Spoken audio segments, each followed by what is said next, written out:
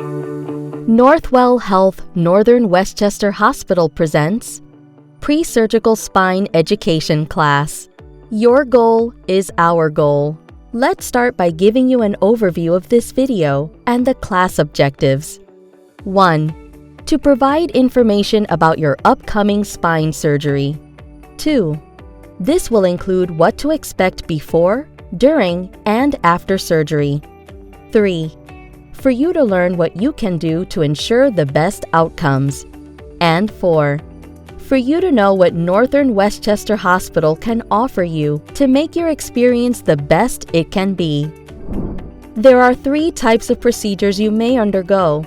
Here is a brief overview of each one. Discectomy.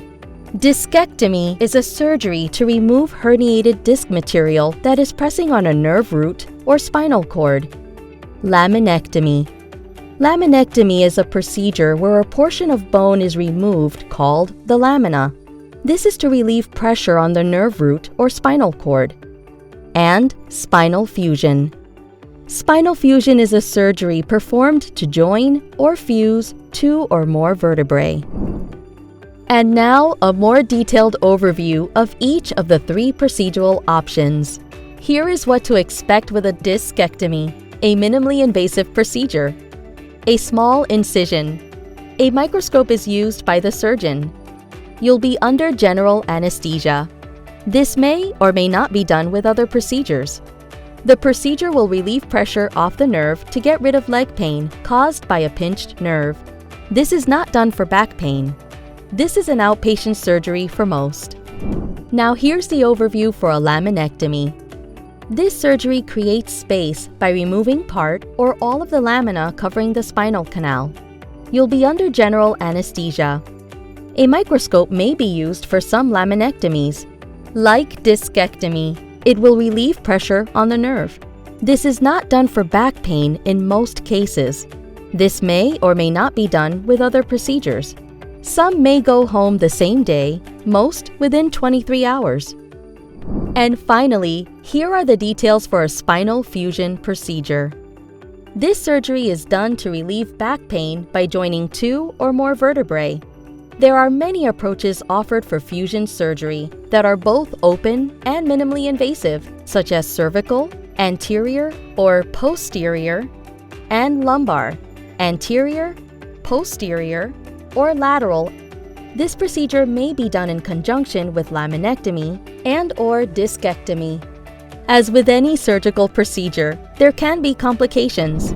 Now let's review possible spine surgery complications, which include surgical site infections, blood clots, nerve injury, spinal fluid leak, bleeding, and hardware failure. Together, we are going to work on optimizing your well-being before, during, and after surgery to minimize complications. There are many steps to take to prevent surgical site infections before surgery. So let's review. Preparing your body. Do not shave the surgical site. Shower with chlorhexidine soap 5 times prior to surgery. Try to quit smoking at least 1 month prior to surgery. Eat a healthy diet, especially if diabetic or obese. Good hand hygiene is important too. Wash 20 seconds with soap and water and rub your hands with alcohol-based hand sanitizer until dry. Have any dental work completed before your procedure, as you will not be able to return to the dentist for 3 months after surgery. Post-surgery, some patients will follow what is referred to as ERAS, which stands for Enhanced Recovery After Surgery. You will discuss with your surgeon if you are a candidate for our ERAS program. Here is what the ERAS program entails. Purpose: optimizes your recovery and healing by decreasing the body's stress response. Nutrition: carbohydrate loading before surgery for non-diabetics. Drink at least 16 ounces of Gatorade, apple juice, or water just prior to leaving for the hospital on the day of your procedure. If you are diabetic, water, G2 or 0, is a lower sugar alternative. How does this impact your recovery? It limits narcotic use to minimize drowsiness and promotes early mobility. patients will stand and walk the same day as surgery. Remember, your goal is our goal. How can we help get you there? Here is what to bring and what not to bring as you prepare for your surgery. What to bring: insurance card, advance directives like a living will or healthcare proxy.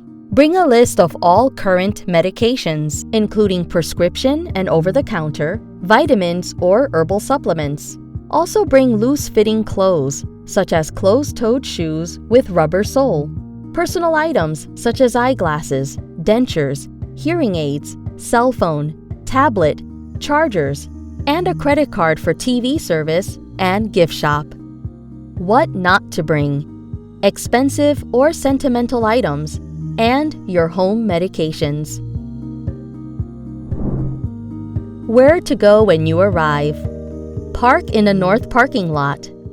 Go to Ambulatory Surgery Center in a north building on the second floor. At registration, a staff member will take your insurance card and other information upon arrival. The ASC department recommends only one person accompany you the morning of your surgery. Once your loved one goes to surgery, it may likely be 4 to 5 hours before you will see them again.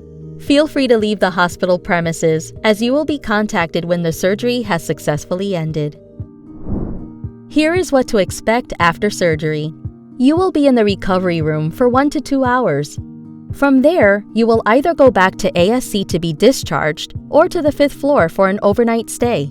If taken to the 5th floor, which is the surgical floor, your care team will consist of your surgeon, physician assistant or nurse practitioner, nurse, patient care associate, physical therapist, occupational therapist, and nurse case manager.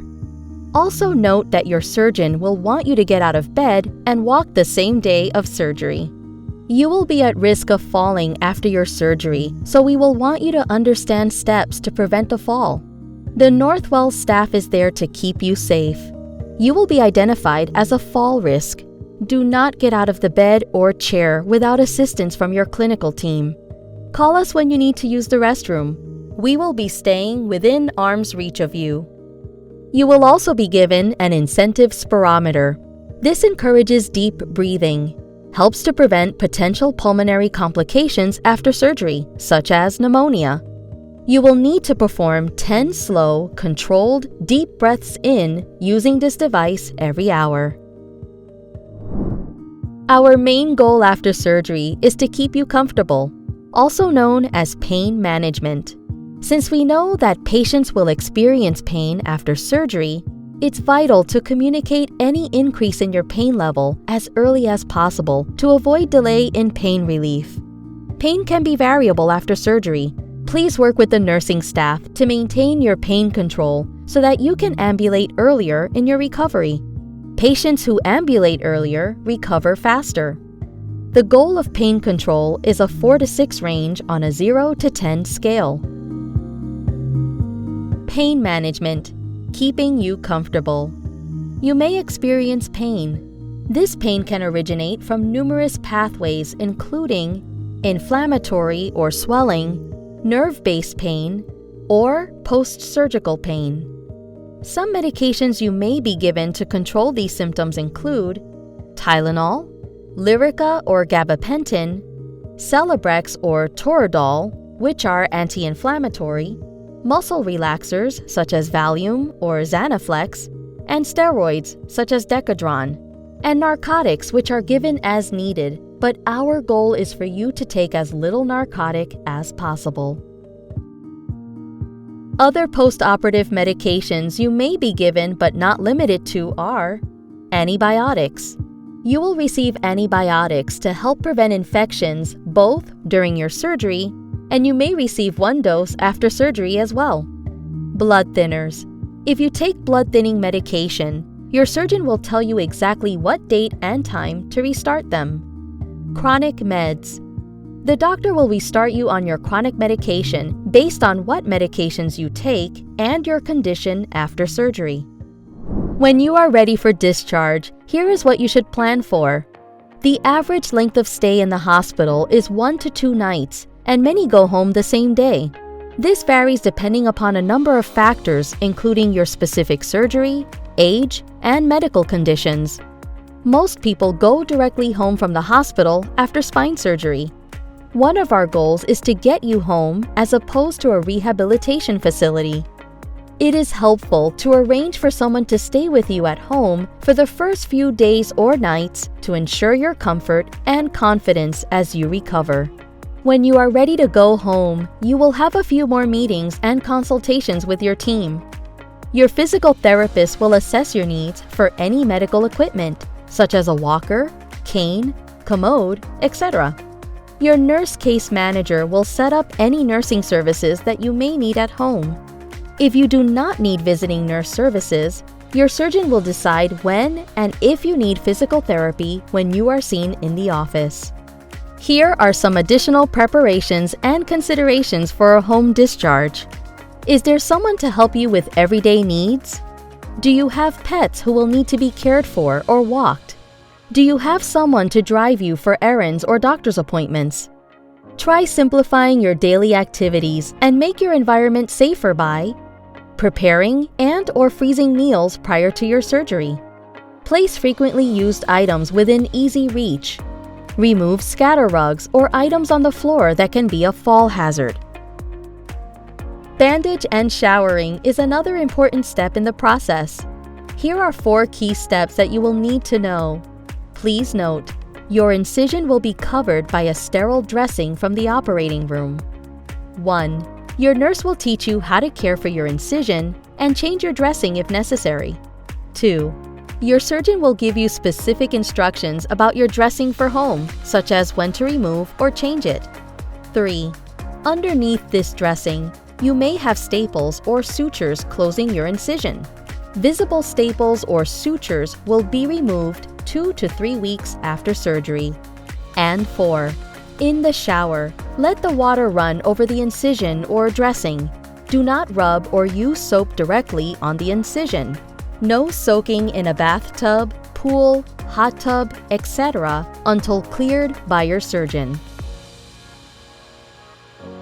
If you have any additional questions or concerns, feel free to contact your surgeon's office with any follow-up questions.